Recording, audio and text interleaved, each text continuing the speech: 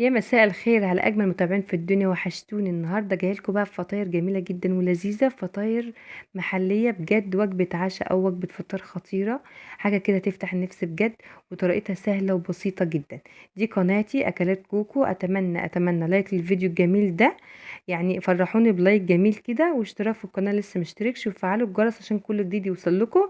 وتعالوا نشوفوا مقادير الفطاير الجميله دي مورقه، وهقول لكم على سر تسويتها، والسر ان هي تبقى مورقه في ايديكم كده، حاجه كده في منتهى الجمال. معايا حوالي كيلو من الدقيق، ومعايا معلقه خميره فوري، ومعلقه سكر، معلقه ونص من الخميره، ومعلقه سكر حبيبات، ومعايا نص معلقه ملح. ليه؟ عشان نعزز بس العجينه بيها. نص معلقه من الملح. زي ما انتم شايفين كده نقلب المواد الجافه مع بعض، وهنعجن بميه. انا بقى هحط في تكات جايلكوا كتير في الفيديو. كملوا الفيديو للاخر. دي ميه عليها معلقه من جوز الهند، بتدي ريحه العجينه، بجد بتديها ريحه حلوه خالص وطعم خطير. انا حطيت كوبايه ونص من الميه، ابتدي الم العجينه بس بيها كده، واشوف مقدار الميه ايه. هو العجين ملوش مقدار يا جماعه، كل ما يعوز مني دي ميه اديله ميه. ودي حوالي 3 معالق من الزيت. هو الزيت مش هحط كتير، عشان في المرحله اللي جايه هنحتاج زبده او سمنه كتير في فرد العجين. فيها خطوات مهمه كتير الفيديو، فخليكم معايا لاخر الفيديو. وهبتدي اعجن كويس خالص، والم العجينه في ايدي كده. كل ما اعجن اكتر بتديني نتيجه احسن في العجين. اول ما تلم معايا كده خالص، وحاسه ان هي لمت العجينه في ايدي، يبقى خلاص كده. هسيبها بقى ترتاح حوالي ساعة او ساعتين على الاقل. لو الجو حر مش هتاخد معايا اكتر من ساعة.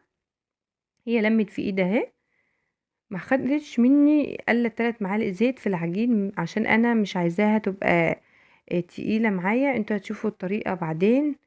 مش هتحتاج معايا اكتر من 3 معالق زيت. وهسيبها بقى ترتاح. انا هحطها كده واغطيها وادهن وشها زيت عشان ما تلزقش في الكيس البلاستيك اللي هغطي بيها. واسيبها لحد ما تختمر وتعلى معايا. اول ما تعلى معايا اعرف ان هي خلاص اختمرت. احطها في مكان دافي واغطيها بكيسة مطبخ، واحطها كده في مكان دافي لحد ما تختمر معايا.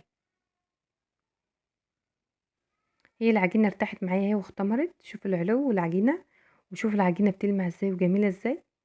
هبتدي بقى ايه، اقطع قطع صغيرة. كلها تكات مهمة جدا، الفيديو ده كله تكات مهمة جدا. تابعوا معايا لاخر الفيديو، مفيش حاجة تفوتكم، عشان كلها خطوات مهمة. هبتدي اقطع قطع كلها كور تبقى قد بعضها.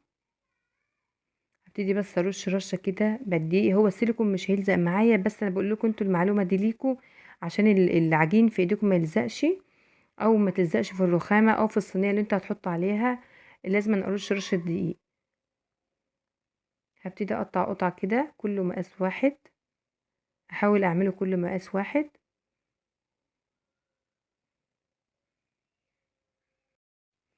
انا هخلص الكميه اللي معايا اهي، وابتدي بقى ايه اغطيها، احطهم كده جنب بعض، واغطيها بكيسة ترتاح. العجين كل ما يرتاح كل ما يديكوا النتيجة احسن، وتقدروا تفرطوا العجين براحتكم، ما يبقاش تعب بالنسبة لكم. اخد اول واحدة كده، حسيتوا ان هي ملزقة في ايديكوا، رشوا رشة دقيق او ادهنوا ايديكوا زيت وبططوا بيها. يعني لو انتوا حسيتوا ان هي ملزقة، حاولوا ترشوا رشة دقيق كده من فوق. دي اول واحدة عملناها. طبيعي اول واحدة مش بتظبط قوي، تاني واحدة ان شاء الله هتظبط معانا.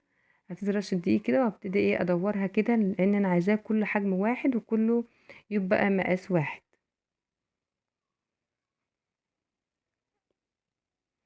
هناخد واحده معاكم تالتة كده اوريها لكم. هبتدي بقى اسيبها ترتاح على جنب كده، كل واحده اعملها اسيبها ترتاح.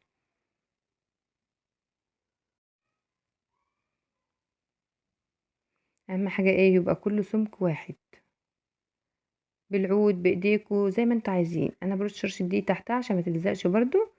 ودي هعملها معاكم، وبعد كده نشوف هنعمل بالكميه الباقيه ايه. انا قربت اخلص الكميه اللي معايا اهي. كل واحده بطاطا شويه واخليها ترتاح. الخطوه اللي جايه مهمه برضو خالص. انا خلاص قربت اخلص الكميه اهي. هبتدي بقى ايه، انا معايا معلقه زبده او سمنه بلدي، او زي ما انتوا حابين زيت نباتي. وابتدي ادهن بين كل طبقة وطبقة، اخد بين كل طبقة وطبقة وادهن بينهم الطبقات اللي انا فردتها، وابتدي ادهن كده، ادهن كويس عشان انا عايزاها مورقة ومش عايزاها معجنة زي الفطير بالظبط، تبقى الواحدة معايا مورقة خالص. وابتدي اساوي كل واحدة سوى اللي تحتها بالظبط، بين طبقة وطبقة ادهن القرص في ايدي او العجينة اللي في ايدي، واسويها زي ما انتوا شايفين كده. انا خلاص خلصت اخر واحدة اهي، وهبتدي بقى ايه احاول اسيبها ترتاح خالص، انا هغطيها مفروض واسيبها ترتاح خالص، لان انا بين كل خطوة وخطوة بسيب العجين يرتاح، وبحاول اساوي كل العجين اللي تحت بعضه يبقى سوا واحد. ابتدي حسيت ان هي معصلجة معاكم في التبطيط، سيبوها ترتاح. شايفين؟ هي اصلا عجينة طرية جدا في ايديا وحلوة خالص ومرنة خالص في ايديا. هنحشيها بايه بقى؟ هنحشيها بحاجة بسيطة خالص موجودة في كل بيت. انا فردتها خالص اهي، ومعايا بقى معلقه مربى كبيره كده، مربى تين، مربى فراوله اللي موجود عندكم ينفع، وجوز الهند وزبيب، هي دي الحشوه بتاعتنا الاساسيه. هتبقى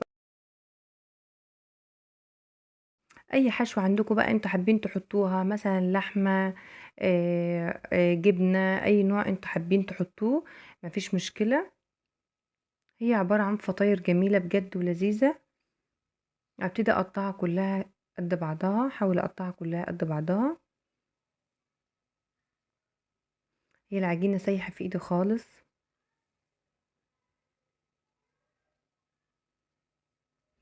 يا جماعة اتمنى كده منكم لايك للفيديو الجميل ده عشان انا تعبت في الفيديو، واشتراك في القناة لسه مشتركش، وفعلوا الجرس عشان كل جديد يوصل لكم. هبتدي ارصه كده زي ما انتم شايفين، وولع الفرن على درجة حرارة 180 عشان دي مخبوزات مش حلويات.